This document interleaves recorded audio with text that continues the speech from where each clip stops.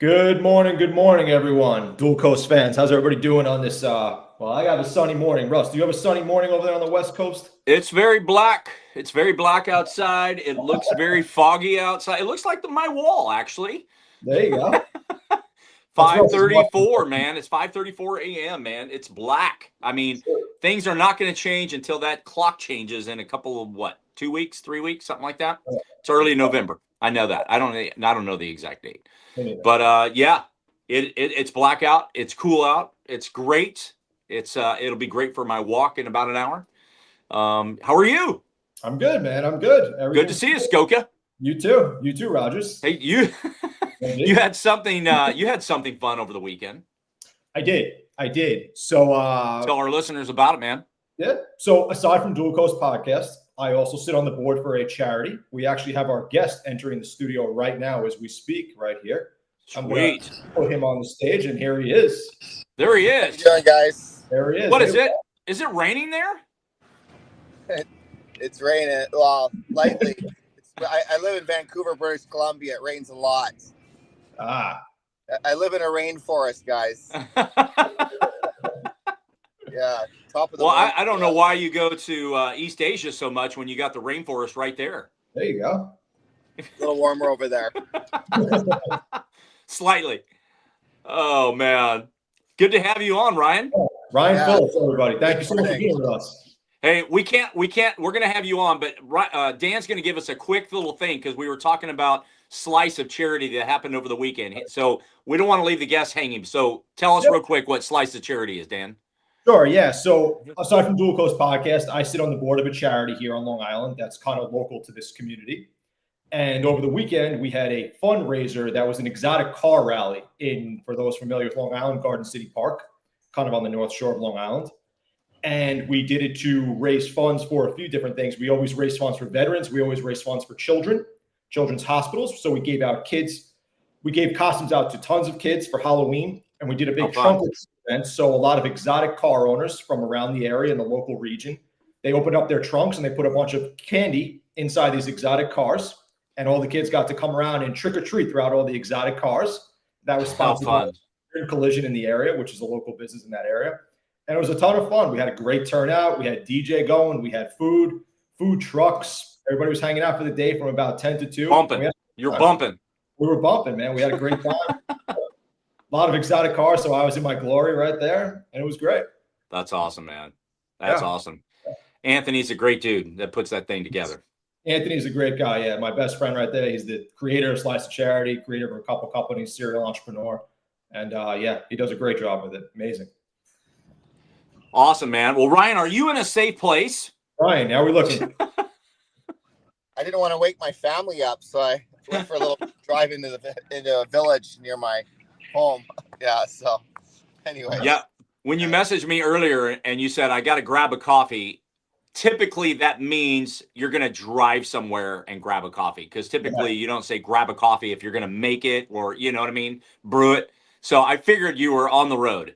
Yes. Yeah, cheers to Tim Hortons. Tim Horton. Oh, shout out Tim Horton. Have you had their donuts? Have you had Tim Horton donuts? Come on. That is a big why. That's a big why. Yes. Right. They are good. That's awesome, man.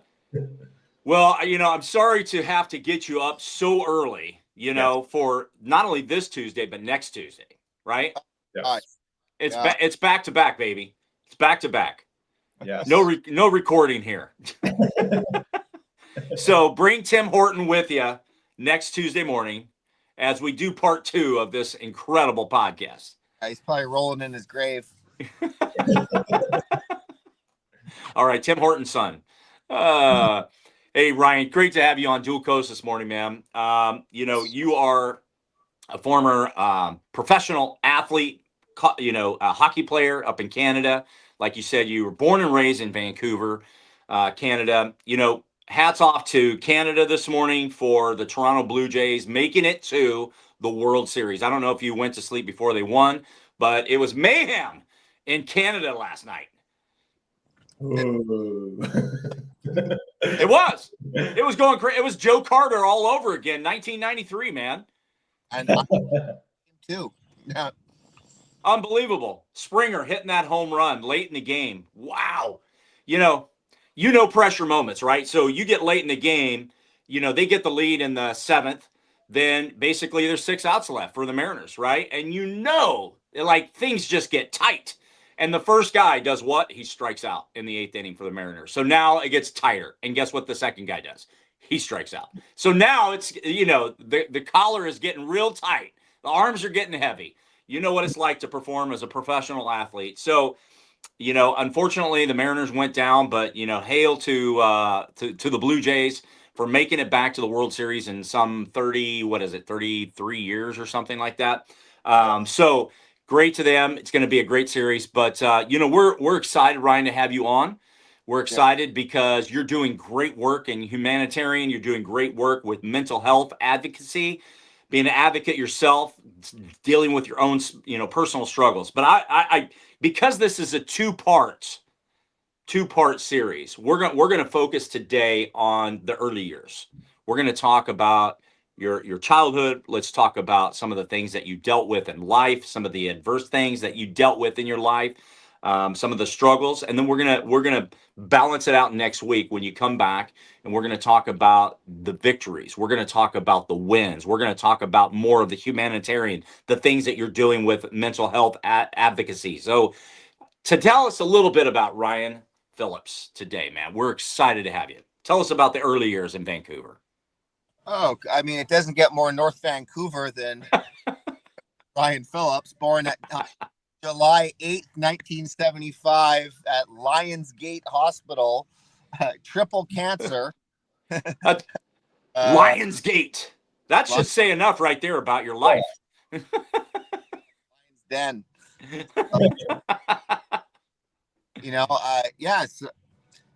Hockey was my dream, and lots of sports from an early age, and that just kind of was like the dominating dream from basically watching Hockey Night in Canada as a young kid. And my dad was he was the first Canadian to jump 6 feet in the high jump, so kind of born in genetics. And I basically played every sport, but right around age 13, the scouts started coming up watching, and the dream started to come into fruition as far as making the NHL, so to speak. That was like the whole dream. Left home at 16, and it wasn't the dream I really thought. A lot of initiations and bullying and all that kind of stuff kind of went with the dark side of hockey culture. I don't want to throw hockey culture under the bus too hard, but those were some pretty challenging days. Definitely saw a dark side to the game with sex, drugs, rock and roll back then. That's for sure. Yeah. What was it like at 13 being recruited? I mean, think about that. If I think back when I was 13, like, holy cow. Yeah. Like, you know nothing. You know absolutely nothing. And you're getting recruited as a hockey player. I think it was just kind of expected. It was happening so fast. That's all I did was play sports and stick handle on my free time. And, the everything was just kind of, it happened naturally in a weird way. So, wow. Back on it now is just a whole different life. Sure. Well, at that early age, you mentioned bullying, right? And we're not trying to throw hockey, under the bus, but let's just look at it from the bullying standpoint. I don't know about you, Dan. I was not bullied when I was a kid. So I know that bullying today is a huge struggle for a lot of kids, right? Yep. Can you dive a little deeper into bullying and what you experienced from that? Well, I mean, I don't want to freak the audience out. There was a lot of, being put in the back of a traveling bus, butt naked with, I think it was 6 or 7 of us. You're not allowed to come out until you have your clothes back all on, but their clothes are all tied in knots. It's called the hot box. I remember for almost 2 hours, and guys are all sweating naked and having anxiety attacks, losing it and crying, and it's a young age, sexuality and all that kind of stuff. It's some pretty weird stuff going on. And, that's just one example. But that first year for me was every single day, tape on the blades, on your hockey blades, the clear tape, so you'd fall down going on the ice, Vaseline in the gloves, being forced to drink. It was just one thing after another, being, forced to have sex with a woman. And if you didn't, so you would get it really even worse. It was not a nice deal at all. And the coach participated in a lot of this. So, a lot of that stuff is coming to the surface these days, that obviously created a little bit of PTSD, to say the least, and really kind of set the precedence for not a great behavior for myself, like wanting to go back the next year and even play at all.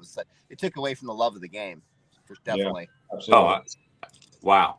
And you said at 16, you at 16 you left home. What happened? Can you hear him, Ryan? I can't hear you. Can you hear me? No. How about now? I can't hear you guys. I can hear you, Dan. You can hear me? Yeah. I'm not sure why he can't hear us. How about now, Ryan? How about now? There, hold on. Well, little tech challenge right now. Hopefully Ryan That's all right.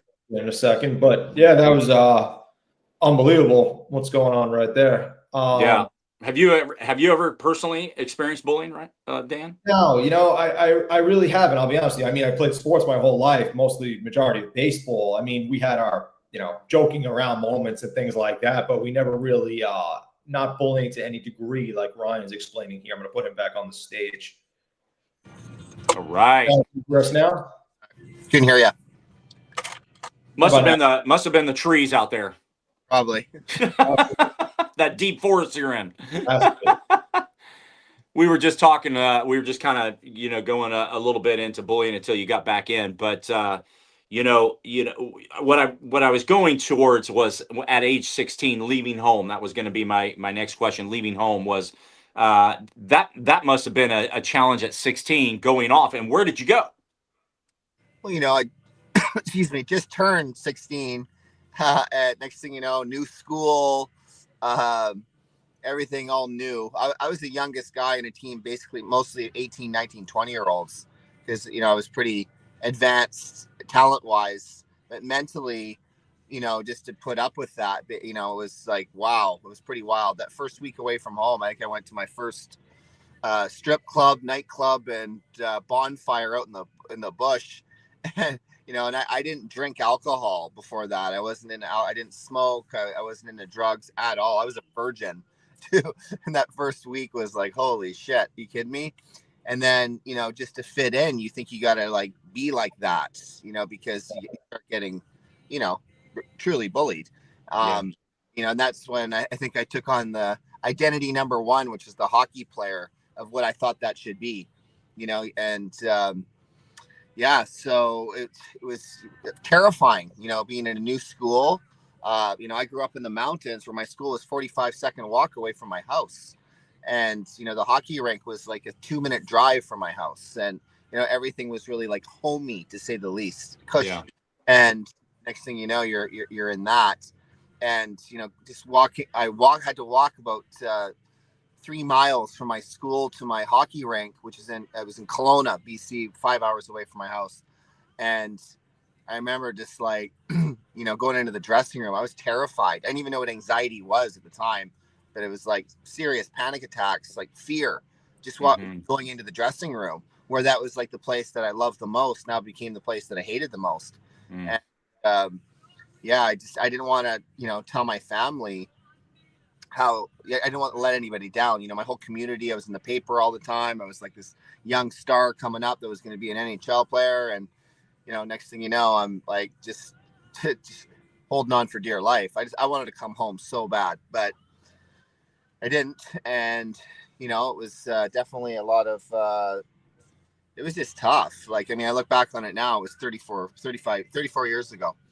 Yeah, 34 years ago. It's a long time, but not a long time. I'm still dealing with a lot of that sometimes it comes up. I have nightmares and flashbacks all the time from those days. And, you know, there's a lot of those players too that, you know, because of that lifestyle, because of that culture, you know, some serious addiction going on there with a lot of guys. You know, some made it to the NFL, some didn't. You know, my life obviously took a different turn. Would it have been different if it was a different environment? Probably, but, you know, cause and effects, right? So yeah, Sure. wow, Sure. Wow. yeah. That's awesome.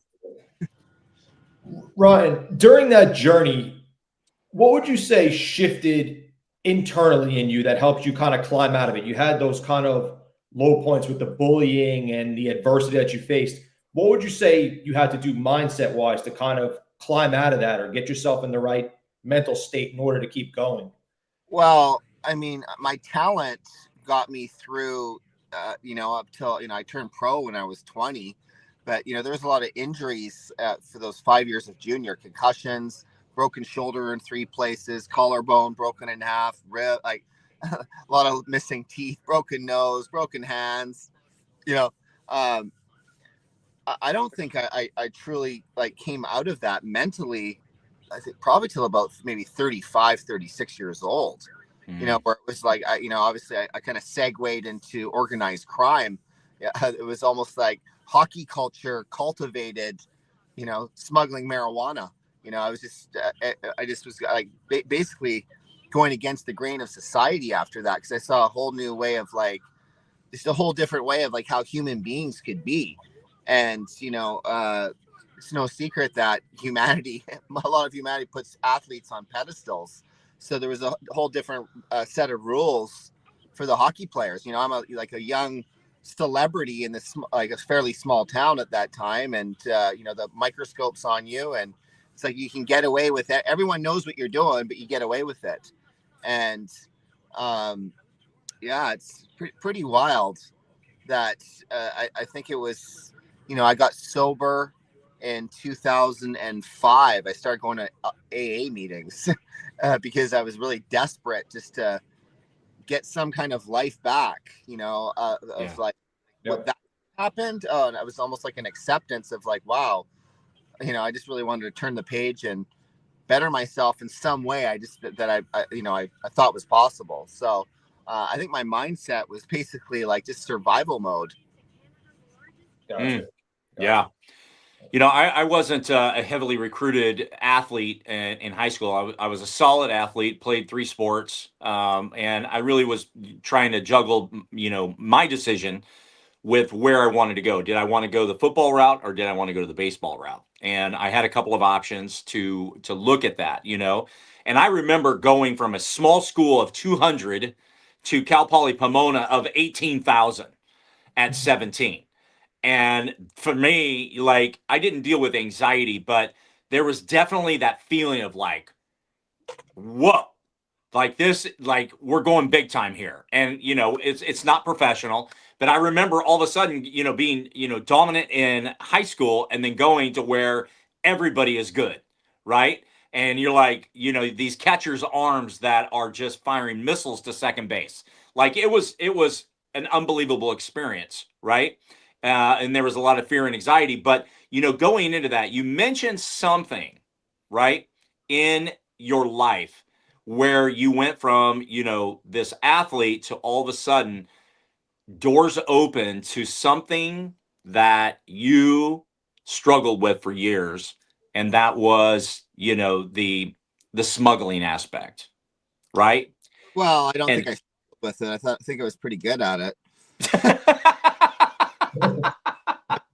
I was able to put all my creative hockey and artwork and planning to getting an illegal plant over an imaginary line from A to B in a pretty creative way.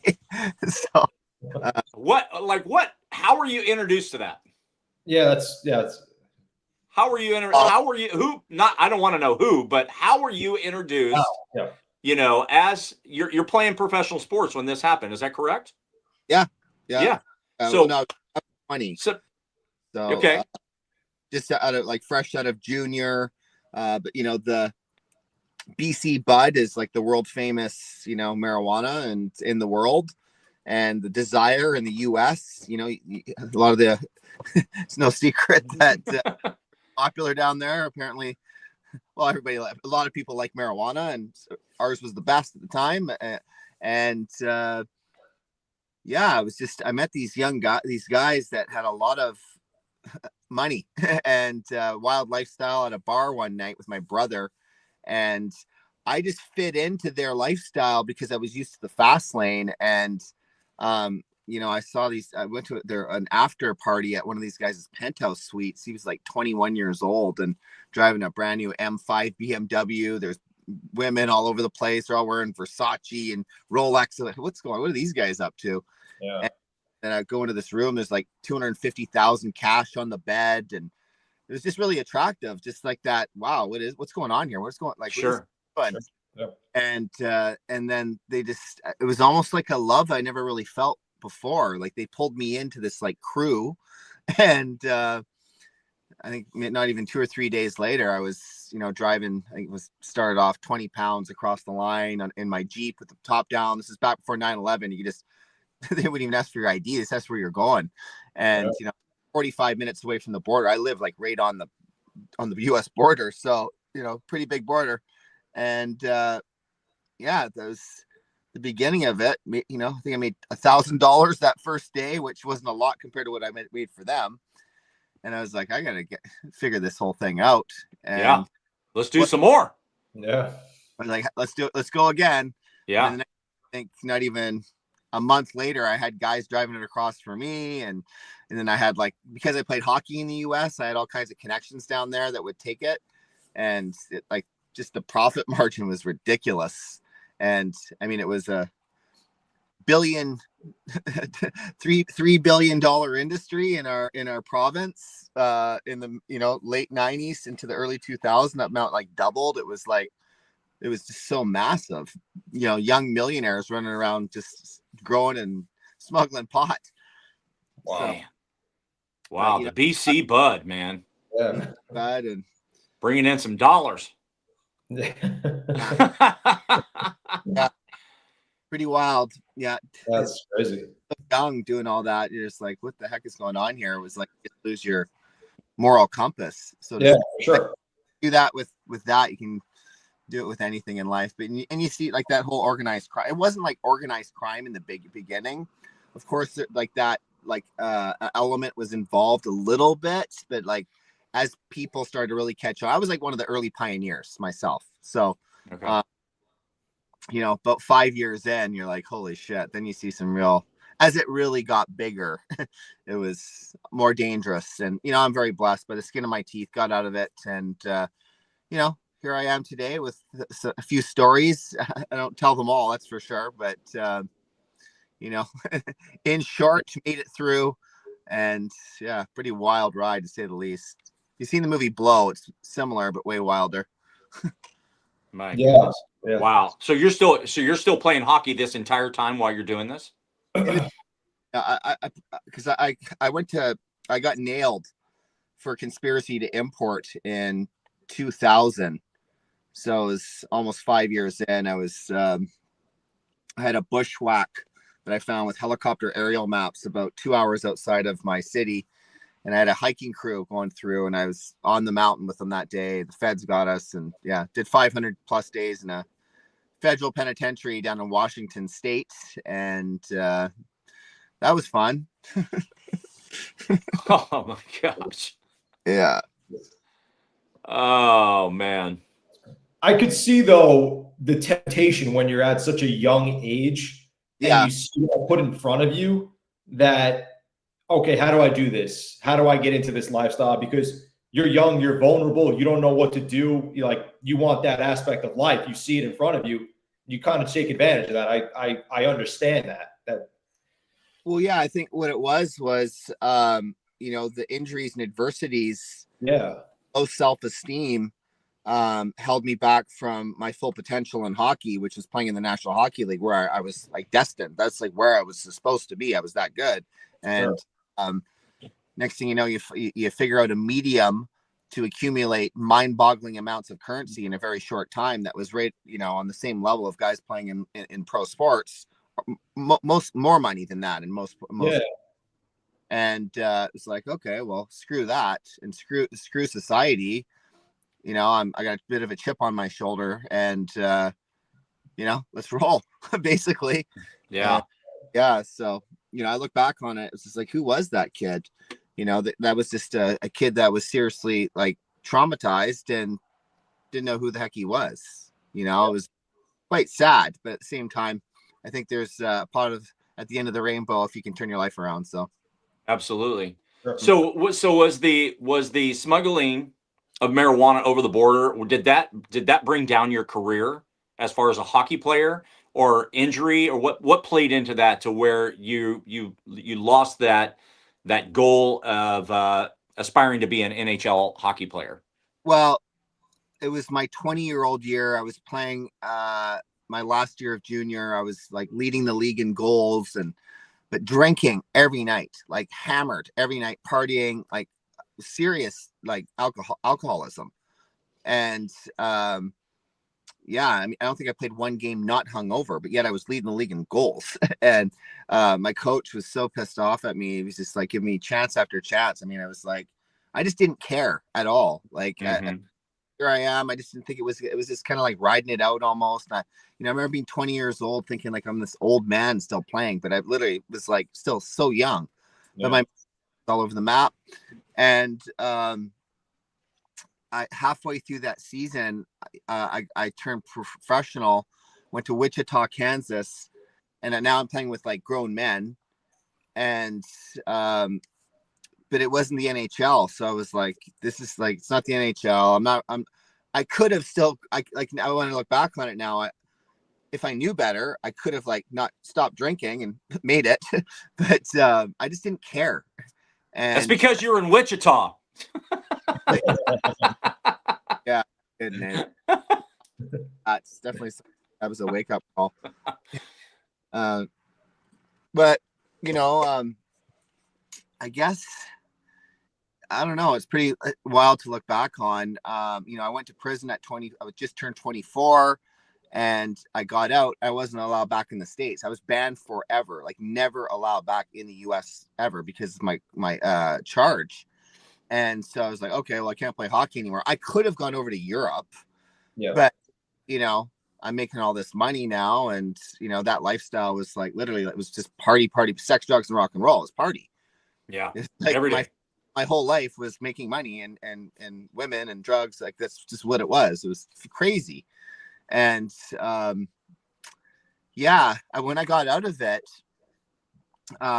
in 2009, I was like completely out of that business. I like got out. I was done. And like that story is just wild how I got out, because most people don't. It does involve some pretty characters. I was a wild character. That's like, what I mean? It was, I turned into one of those guys. But when I got out, I had this new like zest for life, and I really wanted to play hockey again. So I hadn't been on the ice in almost 10 years. And in 6 months, I rented a whole sheet of ice for myself and all these NHL players that were buddies of mine around my area. And I trained for 6 months every day, worked out like a maniac. I wasn't drinking. I got into the best shape of my life at age 34. And I made a comeback. I went over to Slovakia, because I couldn't go down to the States, to the top league in Europe, in Slovakia. And I made the team. Wow. I made the team. And when I made the team, I was like, I don't even want this anymore. This sucks. Like, freedom. Now I'm like, having to listen to this coach now, all these young guys, like, screw this. All my gear and all, I had like a dozen hockey sticks over there in Slovakia. I took a taxi cab from Slovakia to through into Vienna, which is like 5 hours away. And I went and I partied in Europe for 2 hours. Buddy of mine. But just to see that I could do it again, I guess that was a bit of closure. So Oh, that's great. Now, before I turned over a leaf into like really wanting to help people through my story. Wow. Well, Ryan, you sound like you've dealt with a lot of hardship from a young age through your teens into your 20s and everything, playing in hockey, and then getting into the, you know, the whole business aspect of things that you just described. What lessons do you believe only hardship can teach you? Just the hardship like that you face. What lessons do you believe comes out of that? I mean, I don't even look at it as a hardship. I just look at it as like every adversity, so to speak, brings seeds of an equal or greater benefit. That, you know, it doesn't matter what you're involved in. I could get in a car accident today. That's a hardship. I could, you know, lose my mom, whatever. I mean, it just is what it is. It just is. And, you know, you either learn from the experience or most likely you'll repeat it over again, but until you learn the lesson and wake the heck up. Right. So right. I think, I used to really cling to the past. But when you're doing that, then you're living in a state of like fear and anxiety. So I think a lot of it just comes down to acceptance. And, you know, you can reinvent yourself like right in the present moment all the time. So, you know, where I stand today, it's just like, I'm more like, if like stuff that's uncomfortable comes up, it's just, you know, let go, let God, let go, let God, let go, let a higher power, you know, I don't want to sound all a recovery, whatever, but I'm not ashamed to say I do work a recovery program. I do. I'm clean. I'm not on anything. I don't take pills. I don't drink.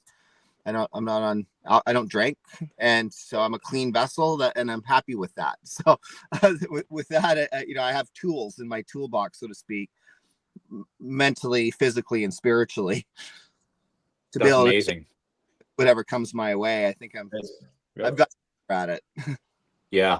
So when you were, you know, diving, you know, deep into this, you know, smuggling over the border and stuff like that, what really was the wake up call for you? Was it being in prison? Was it once you got out of prison, like you came awake? Did you meet somebody? Did you talk to somebody? What was that transition time of, you know, diving deep into this business, this world of money and sex and all that stuff, to transitioning into a new way of life?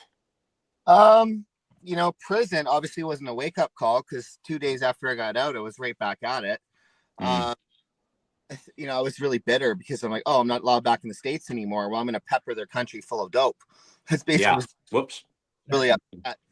And I never hurt anybody physically in that realm. I was like, you know, that was going on around me, but I was like, I don't know. I guess I was just like, I was like the nice smuggler, but it was like that challenge of like being able of like, you know, it starts from a seed. I used to like get really like technical with the whole thing. It was just, but I think like that turning point, I say it was probably in about 2008. There was a big gang war going on in my province. It was nuts. It was like people were dropping like flies. It was, you know, full on mafia.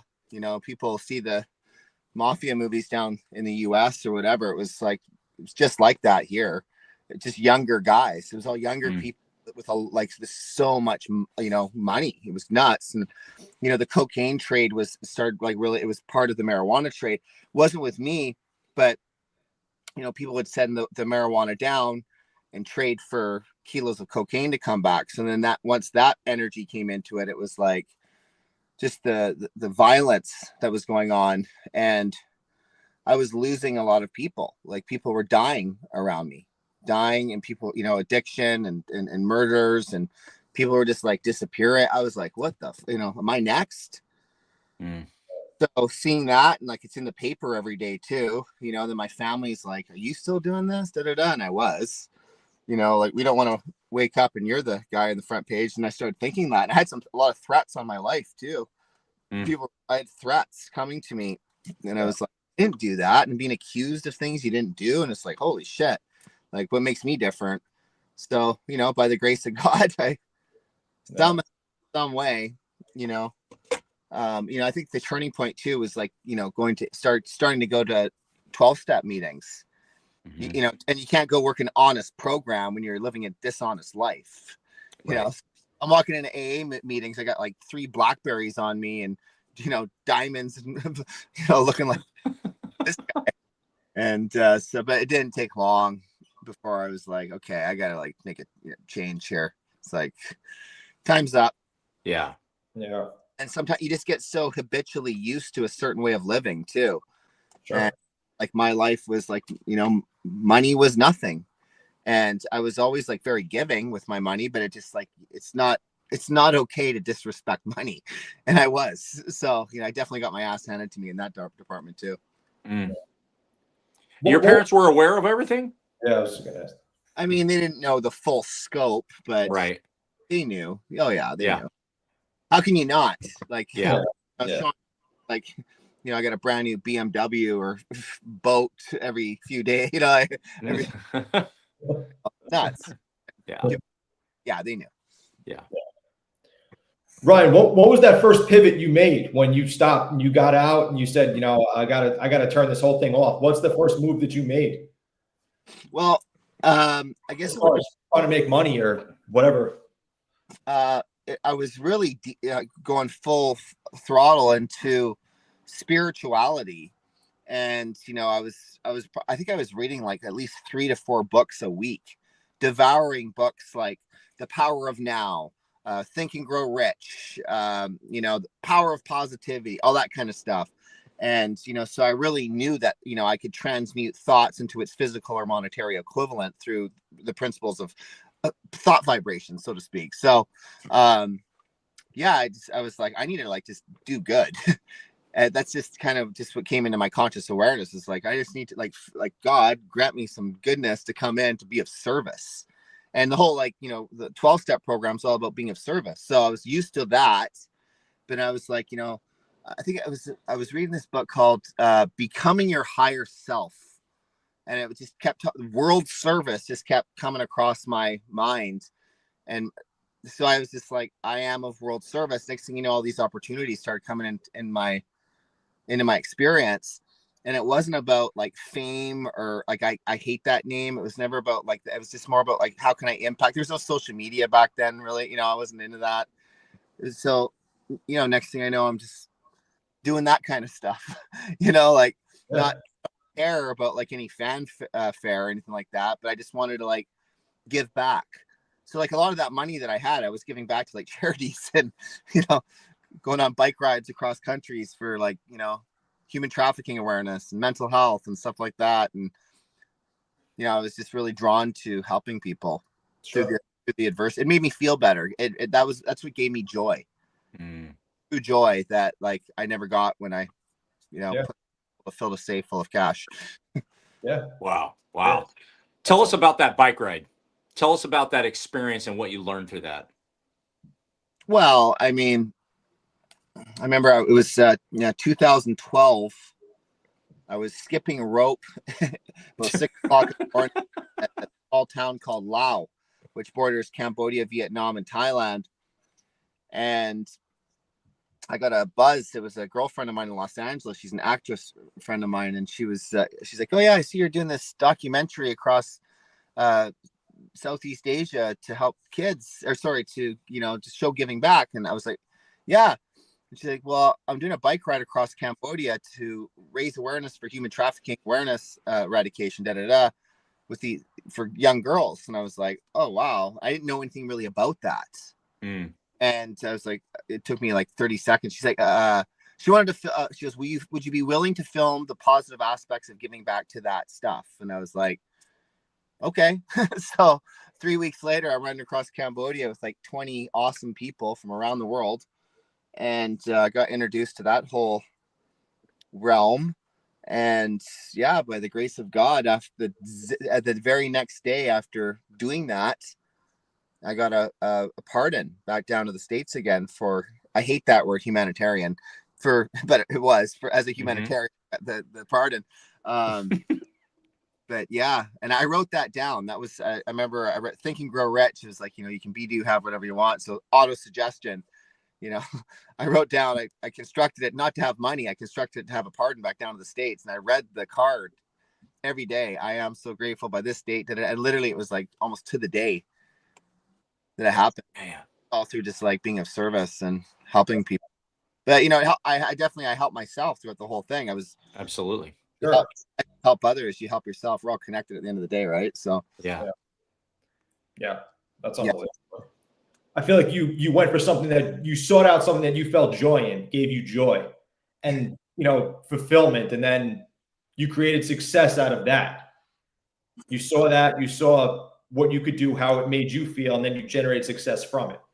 Yeah, I mean, and like, what is success, right? Yeah, like success, like to me, success is the progressive realization of a worthy ideal, So, I felt like I was, success to me at that time really like went from, I thought for a minute there success was money, or being like a great hockey player, which then I was like, well, I failed at that, but like I can do this and I'm really great. But true success to me is peace of mind, peace of mind, knowing that you can leave people with the impression of increase because you're here and you met this person or that person, their lives are a little bit better because you met them and, they give that back. Just the perpetual transmutation of energy. Right. So, yeah. Interesting. Wow. So you can't, you had to overcome, a lot. And, our focus here is on the health, mental and physical health part of it. Right. Yeah. And, you had a lot of broken bones, surgeries, dealing with shoulder issue, lack of movement, all that kind of stuff. Talk to us just a little bit about the health and wellness part of it, like, and what you had to overcome, because you were with a guy, I can't remember his name, but it was something garage. And you got grounded. Do you remember that? And you're barefoot, you're walking out on the grass, you're getting grounded, doing some stretching, to get mobility in your shoulder and your body and alignment, right? So can you dive a little bit into that? And I don't want to go too deep because next week we're going to kind of really progress into that. Well, look, I'm very transparent about my health and wellness journey. I'm not, I'm doing the best I can in the present moment to be the best version of myself. But, in 2012, after I got my pardon, I was living in California. I was suffering from these crazy panic attacks, anxiety attacks. What is going on here? And I felt really off. You're on. And I was just so I'm not drinking, but why am I feeling like this? I'm having to speak in front of people. I'm sweating all the time, having to excuse myself to go to the bathroom, and like not doing so good. Yeah. And I went to a doctor in Malibu that was suggested by a friend of mine.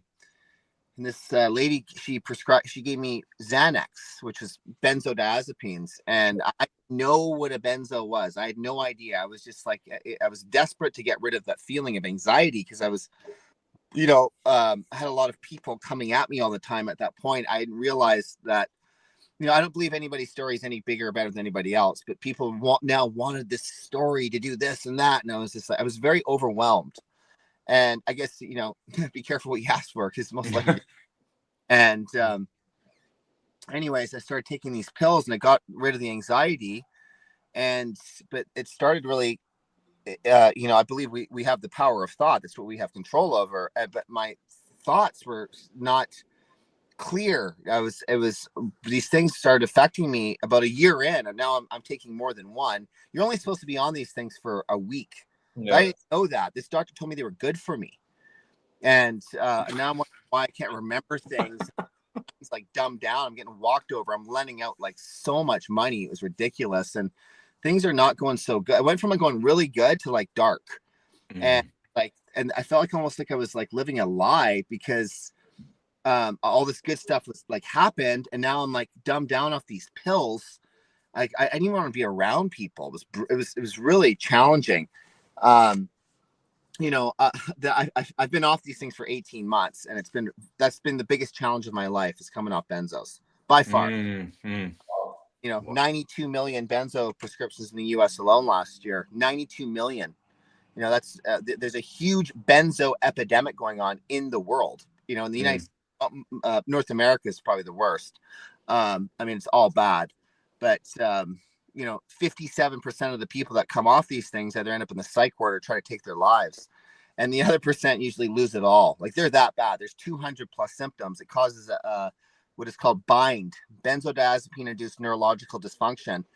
And I'm very blessed, probably because of my work in mental health, that people are in my realm have been able to like help me come off this. Like I haven't craved a pill since I got off them 18 months ago, but it's left a neurological injury on top of all the concussions that I've had.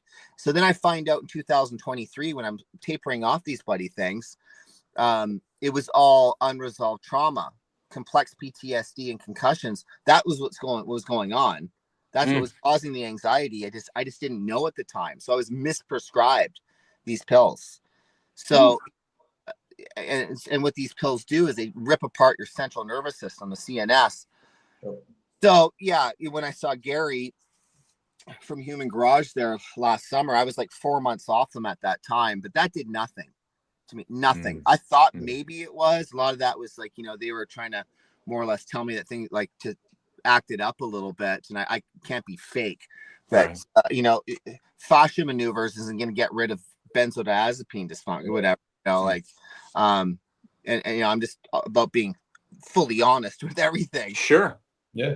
There's my heart goes out to every single person that is coming off from benzos, SSRIs, like those things. Big pharma is disgusting. I'm not here to like attack big pharma by any means, but I mean, when you put a chemical into the physical body, spiritual being having a human experience, we come from an extension to the source.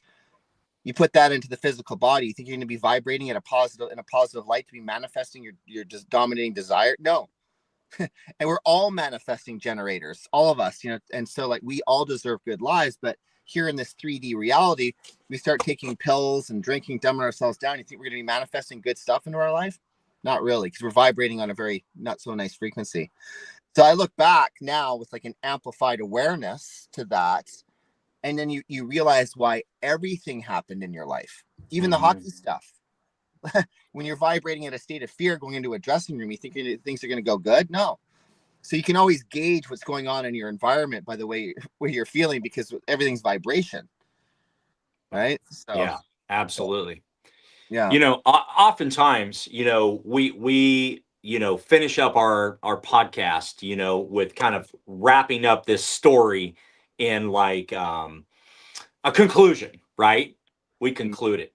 But because we're going to have you back next week for part 2, Right. I think right there is a great stopping point, because I think we should pick up right where you left off with your last story about the benzo, because I want to dive deeper into that. But the most important thing is for people to know that we all go through adverse situations in our life. There are challenges, there are roadblocks, and we can overcome. We may need to get mental help, we may need to get physical help, whatever it is, but hearing that adversity that you have in your life and still trying to overcome and work through these situations is so positive to me that I believe, you know, this is to get, you know, people to come back and listen next week to hear more of your story, because what you have stated so far is an unbelievable story.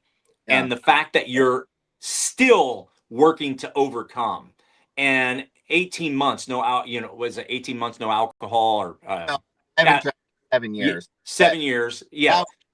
The benzos, and it's not the craving it. The craving is done, that over and done with. Yeah. It's what those chemicals caused. Yeah. And you actually read up on them. And that's the thing, is like in the last year, this education with this bind, I didn't know what bind was until like a year ago. I had no clue what that meant. Bind? What's bind? Right. Think about that. Benzodiazepine induced neurological dysfunction. Neurological dysfunction isn't really nice sounding. You know, you only have one brain. But, Yeah. you know, I have one of the best naturopaths, I would say, in Canada, that, you know, I see him every day, 5 days a week, hyperbaric chamber, red light therapy, you know, PMF, electromagnetic fields, that's working on the body, mind, soul, all that shit. But, you know, act as though it were, right? You know, like, Yeah. Yeah. but it's tough right now to think, you know, how many people are suffering out there. And that's, you know, because I believe we're all connected. My heart bleeds for those people. I feel so bad. And I would do anything to feel better myself. I'm not there yet. Yeah. I'm thinking clear as a bell. I can think clear. I'm good. But like how I feel is just like, this is wrong. Now I see why people take their lives from this stuff. I see 100%. You know, oh, you look fine. You're great. I don't feel fine. Just getting when I get out of bed, it's so challenging. I feel like I got hit by a truck or run over by a semi. Yesterday, I was in bed for like 4 hours. I couldn't get out of bed. It was a mess.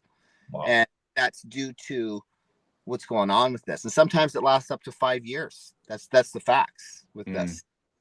Wow. Wow. Yeah.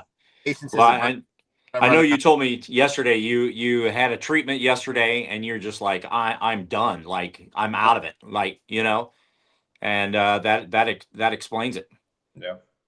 Very overstimulated. Yeah. Ryan, you have quite a story, my friend. And, you know, people need to know that there are people that are out there like yourself, even though you're going through it, to help people through the situation, you know? And as bad as it may seem out there from a mental standpoint, there is help available, you know? And don't ever feel for people that are out there that are struggling, you're not alone. Correct. You're not alone. And you know, you're somebody that people could reach out to, right? Reach out to me. I mean, that's one thing for you can't go back in time, but I wish I just wasn't in the right state of mind. That's the thing, was when you're on that crap, it's sometimes hard to ask for help. I didn't ask for help. I just thought, I was like, what the hell's going on here? Okay, I did feel alone, and I was like, I didn't know what to do. Now I know that, like, where I'm at right now, I have to ask for help in order to move forward. I have to. If I don't ask, you don't help. If you don't ask, you have to ask. I don't know what this is and the severity of issues, but they can't just guess it. If you haven't been through benzodiazepine withdrawal, you don't know what it's like. So it's a different animal. It's worse. It's harder to come off than heroin. Man, and it could be up to 5 years. That's amazing. That's a long time. Yeah, it's a long time. That's a long time. Well, I'm very grateful for you. I'm grateful for our friendship, and I'm so glad that Dana Grant introduced you and I together, and to have you on. And then we're going to pick up next week, right where we left off right here, and we're going to dive deep into this. And you know, people that are out there, ask. That is the word of the day. Ask for help. You know, and don't feel ever alone. You know, Ryan is still going through adversity in his body, in his mind, and he's got a good thinker, because he and I have spoken, and Ryan is a brilliant guy. And so if he is the guy that you need to reach out to Ryan. Dan? Yep. You can always reach out to us too. You can always reach out to Dual Coast as well. I will. Absolutely. Yes. Absolutely. Yes. Yeah, I'll get you back for getting me up so early. Assholes. This was great, Ryan. Thank you so much for joining us. We're gonna have the rest of Ryan on next week, guys. Same time, same place. Check us out at Dual Coast Podcast. We'll see everybody next week. Fellas, God bless. Bring your Tim Horton. Yes.